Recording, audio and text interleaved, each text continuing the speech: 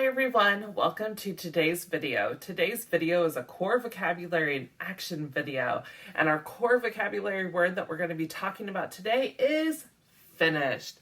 Finished is a verb, and finished means to come to an end, to complete something. All right, now let's find our word finished on some of our different AAC systems. On Word Power 60 Basic, the Untitled Chapter app, finish. Finish. On LAMP Words for Life, the 84 full vocabulary from PRC, finished. Finished. On Snap Core First, the 63 grid, I added the word finish under actions, finish. Finish. Now let's use our core vocabulary word finished for different functions of communication. I could protest and say, finished.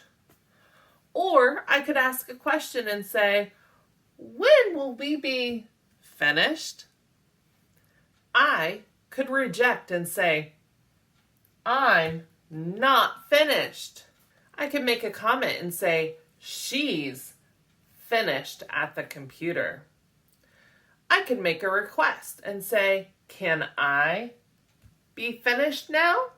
I could share and show and say, here's my finished pizza.